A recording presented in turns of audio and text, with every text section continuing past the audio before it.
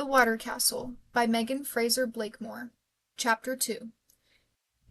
In the village of Crystal Springs, the return of the Appledore family to the Water Castle did not go unnoticed. The news moved through town like a ripple of water. The oldest and the youngest were the most interested. The oldest because they had hints of memories, a grand hotel, an eccentric old man, a horrible fire. For the youngest, the Water Castle had always seemed haunted, and they whispered together about who could possibly be living there: vampires, werewolves, witches. Mallory Green heard the news, but she refused to get excited about it. She stretched across her couch and watched a black and white zombie movie on TV. In the adjacent garage, her father, Henry, rolled out from under the car he was fixing. He wiped his greasy hands on a rag and then walked across the lawn past his rusted-out cars and animal figurines that peeked out of the fallen leaves.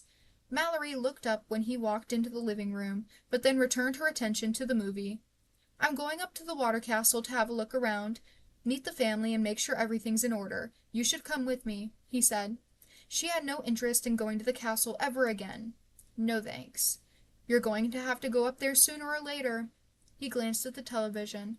What they both knew he meant by this was that sooner or later they were going to have to go to the house together, the place where she had spent so much of her childhood, and between them would be the big empty hole left by the departure of her mother. Mallory had muted the volume, but the scores of zombies still lurched across the screen. "I'm not sure what they know," he said. "I don't plan on telling them anything right off. I don't want to overwhelm them." "Sounds like a plan." He didn't have to worry about her telling tales, because she didn't believe a word of them, and didn't need the new folks in town thinking she was crazy right off the bat. Mallory's life had always been woven through with stories. Her parents both spun them out like silk, and she'd walked between the worlds of the real and the imaginary as easily as most people walked from room to room in their houses. Her parents had stories about everything, but mostly they were about the Water Castle, the big Appledore mansion on the hill. Now, the stories seemed like taunts, a shadow of this world that wasn't there anymore. Her dad didn't smile or nod or even say goodbye when he turned to go, and Mallory knew that he was disappointed in her, but she wasn't going to play along with his games. Not anymore. When he left, Mallory jumped off the couch and looked out the window. Her father swung himself up into his old truck. It rumbled and shook for a moment, and then he began to drive. She hated that house. The Water Castle. That's what people in town called it, because someone said it was constructed from a fortune made by selling water. But the castle came first. Mallory knew that from her parents' stories. The Appledores were already rich when they came searching for the water. It was bad enough that her parents had spent all their free time there when no one was even living in the house. Bad enough that he kept going even after her mother, whose family had been caretakers of the place for generations, had left. He was cleaning up another mess of hers, fulfilling another commitment. Now, though, some new rich family, or rather, the same rich family, but a new generation, had swept in, and he couldn't wait to get up there and see what they needed. Shaking her head, she sank back down into the couch. Normally, zombies gave her comfort. They were slow, they were straightforward ways to kill them. If they ever showed up, she would know what to do. Too bad the rest of life wasn't like that. She clicked off the television and navigated around the piles of books, up the stairs and into her bedroom, where she sidestepped more books and picked up a picture of her parents. It was from right after she was born, and they looked so young, fresh-faced and glowing over their young child. Her mother wore straight-legged pants, and her hair was cropped close to her head in soft tufts that Mallory had liked to run her hands over. Her dad wore a flannel shirt and held Mallory close to his chest. Looking at the picture, she could hear their voices, telling her stories, could feel the wind as they sat on the stone wall looking up at the Water Castle. "Look at it, won't you, Mallory? You can tell it's something special, can't you?" She had nodded eagerly. "People will tell you it's haunted, but don't you believe them. Those are just the words of the folks that are scared and small-minded. There's a power there, a little force. There's special water here, and if you drink it, it cures your injuries and illness. It slows down your aging so much it's like you can live forever. You've heard of the Fountain of Youth, haven't you?" "The Fountain of Youth is in the castle?" Her dad picked up a smooth pebble and tossed it into his hand. Not exactly. We need to start at the beginning. Once upon a time, her mother said, there was a young man named Angus Appledore. Angus? Mallory had asked. Yes, Angus. A fine Scottish name, her dad injected. We almost named you Angus. Aren't you going to tell the story, or do I need to? Mallory's mom asked. Now, Angus was taken by the story of the Fountain of Youth. You see, he was a young man in love, and wanted his love to last forever. Her parents always exchanged a glance at this part in the story. An eternity together. He was a wise young man and brave. He read all he could about the Fountain of Youth and visited all the places it was said to have been. He went to Ethiopia, where the people were so tall and strong that the Greeks felt certain the Fountain of Youth had to be there. Mallory pictured tall, dark people like herself drinking from the fountain. Her parents told her of how he went to Bimini, a name that always made Mallory giggle, and then to Florida, where Ponce de Leon was supposed to have found the fountain. But always, Angus was disappointed, so he studied and studied. He looked at maps. He read medical journals and science journals and mystical treatises. The circle of possibility got smaller and smaller until he was sure it was in Crystal Springs. He packed up his wife, who was not so young anymore, and their children, and they moved across the ocean. Her mother took Mallory's hand in hers. This is where the story gets sad. Are you sure you want to hear this part? Mallory nodded. His wife died along the way. Just when he felt he was as close as he had ever been, his reason for searching ceased to exist. Her parents exchanged another glance. Desolate, he had the castle built as a place to hide and grieve. Angus hired workers from the town, most of whom came from the Darling family, and each night, when they went home to their own houses, they wondered why he had built so strangely, with secret passages and hidden rooms, her dad explained. Some people say he was paranoid and wanted places to hide. I think it just reflected the state of his heart, her mother surmised. Angus left his children to their own devices, raised by your great-great-great-great-grandmother. She had heard the stories too, and though Angus forbade anyone to speak of the fountain, she whispered the stories to them before bedtime. Why? Mallory asked. Because that's how stories survive, her dad said. Her parents had told her the story together, made it up together. They had made everything together. This life, this home, Mallory, and then her mother left. She put the picture back down on her bureau, picked up an old book from the stack by her desk, and flopped onto her bed. She flipped through the pages until she got to a nearly blank one and began drawing. She started with the shape of her face, then added curly hair, moving on to the body. She sketched out a long gown. She didn't always know where the people in her drawings came from. As a child, she believed they were real as the stories her parents told her, trapped in some other world. If she could only draw them correctly, they would be free. Now she just drew. Underneath the picture she wrote, October 4th, the Appledores have returned. Dad gone to vow servitude. Still bored brainless. She closed the book. These old books were both sketchbooks and journals to her. Nearly every entry ended with the same line, still bored brainless. In a town with only 1,716 people, what else could she be? August 12th, 1908. Nora knew that people could survive without fingers or toes. Why, Robert Peary had lost several of his toes on one expedition, and he was on his way to try again to reach the North Pole. Still, the clothes wringer made her nervous. Her mother used her wrist to wipe stray curls that stuck to Nora's face with sweat. It won't eat you, she said. It could eat her, though, and, Peary aside, Nora could not imagine life with her fingers crushed and useless. Her mother blew out a sigh of exasperation. Since you'll be no help here, go on inside and prepare some lunch. As Nora walked in the back door of her house, she heard a knock on the front. Drying her hands on her apron, she went through the house, wondering who it might be. Never in a million years would she have guessed right. When she flung open the door, she saw 97-year-old Orlandum Priam Appledore. She stepped back, then cleared her throat and said, "Hello, Dr. Appledore. Looking past him, she saw her brother Solomon sitting on the carriage, a wry smile on his face. "Nora, darling?"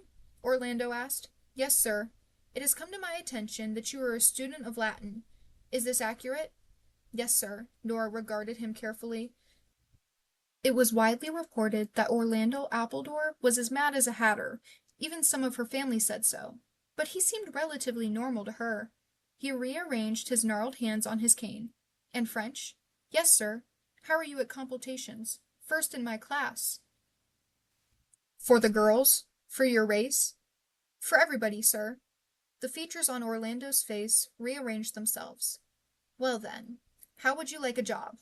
Nora again looked to Solomon, convinced he had somehow cajoled an old man into teasing her, but Solomon looked as surprised as she was. "Sir?" she asked. "I need an assistant. I have heard reports that you are the brightest child in town, and I need the brightest if I'm to accomplish my life's work before this life is over." Nora had always known that she would go to work for the Appledore family someday.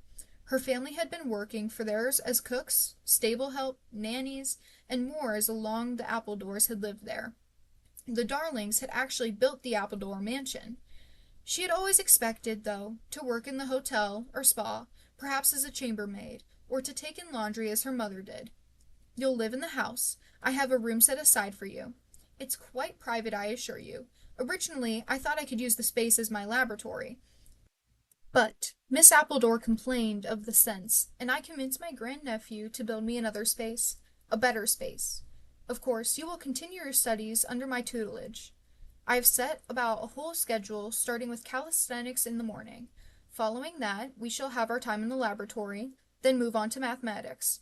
Then lunch, of course, and then—" His voice trailed off. He looked into the sky, and then made a grasping motion as if to attempt to catch a fly. But there was none buzzing around.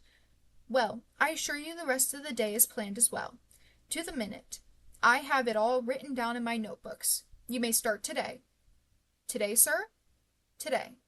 "I'm sorry, sir. I'm afraid I don't understand. What is to be my job?" He looked right and then left.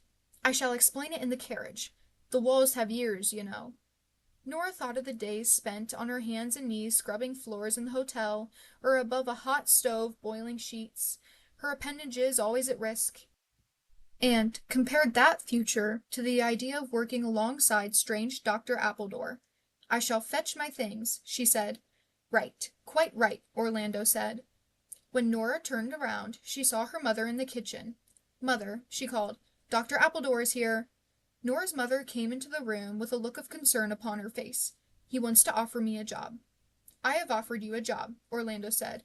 "An attention to detail and precision shall be of the utmost importance while you are in my employ. I hope that the reports on you have not been exaggerated." Nora wondered just where these reports were coming from. Her mother gave her a quizzical look before she ushered Orlando into the sitting room and offered him a cup of tea, which he declined.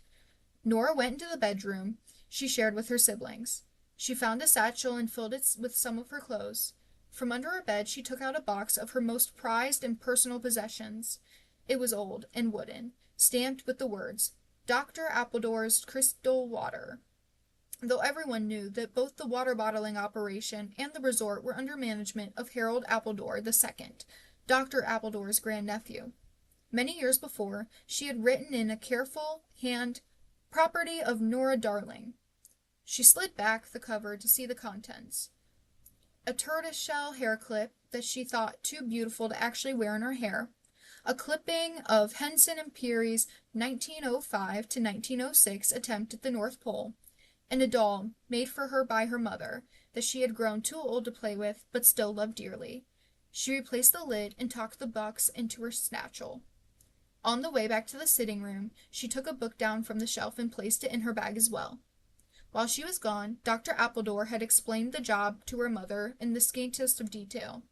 Solomon came and helped Dr. Appledore to the carriage. While he did so, Nora's mother grasped her close. "Do you want this?" she whispered into Nora's hair. Nora thought for a moment of the life she had always planned, cleaning up for others, doing their bidding. It would be the same day after day. But working for Orlando Appledore, learning from him, that held more promise. She could become more educated. Matthew Henson started his career as a porter, she told her mother, and now he is accompanying Robert Peary to the North Pole. Every journey starts by taking a chance. Nora's mother buried her head in her daughter's curls and kissed her lightly. Be well, my dear, and don't go leaving for the North Pole without giving us notice. Of course not, she said, grinning to herself. All of a sudden, such an adventure actually seemed possible. The carriage jostled along the road through town, back toward the water castle. Orlando cleared his throat. My great-great-uncle came to this village in search of the Fountain of Youth. Nora looked down at her lap, unsure of how to react to such a statement. Angus Appledore. He never found it. His wife died. He was devastated. He waved his hand in the air, as if this part of the story were superfluous. However, his notes remain. Our mission will be able to find what he never could. The Fountain of Youth, sir? Please stop calling me sir. It makes me feel like a schoolmaster or a prison guard. Do you know that every Appledore has lived past 100 years? He asked. Additional evidence. The Passamaquoddy used to come up to the hills of Crystal Springs to bathe before going into battle. In the lake? Orlando shook his head. Not in the lake. I've tested that water repeatedly, and it displays absolutely no unique qualities. Somewhere else. Someplace secret that has been lost. Otherwise, what is the point of searching for it? Nor is it the water that my nephew sells. Dr. Appledore's crystal water. I'm the only doctor in this family, and I assure you I offer no endorsement of that so-called life-giving elixir. That is just a clinical misuse of the myth. Though I suppose if anyone is foolish enough to buy it, the fault is of their own. The Appledores had grown their fortune in the last generation by selling bottled water. Harold Appledore, Orlando's grandnephew, and current head of the family, had opened up the Crystal Springs Resort and Recuperation Center, home of the world-famous Dr. Appledore's crystal water. People came from all over the country, some even from Europe, to restore their life spirits with the healing water that they drank from leaded crystal goblets or bathed in inside the marble bathhouses. Nora liked to visit her brother Solomon, who worked in the stables and drove the carriage. She would listen to the voice and the accents and wonder what it was like to live in a city like New York or Paris. We shall proceed not with fantastic stories, but through science, he announced. So much has been discovered in this age of enlightenment, and natural philosophy, or science as I prefer, is where we shall find the most wondrous strange discoveries. Dr. Appledore spoke in circles, it seemed to Nora, but she liked the idea of being a scientist. Arctic explorers were scientists, learning about a world that so few had seen. They had driven on to the Appledore property, and Nora stared out the window at the field. She saw young Harry, Orlando's great-grandnephew, hop the fence and cross over toward the cows. He was home from boarding school in Massachusetts. He had the dark hair, sharp nose, and green eyes of the Appledore family, and Nora thought he might have been handsome if he hadn't always looked so sad and serious. Surely the girls in town spoke of him often. Indeed, Orlando went on, some believe that our new knowledge has hemmed us in by showing us how much is not possible. I maintain that it is only our ignorance and lack of imagination that keeps us from unlocking all the mysteries of the world. Harry and Nora rarely spoke, and when they did, their speech was formal.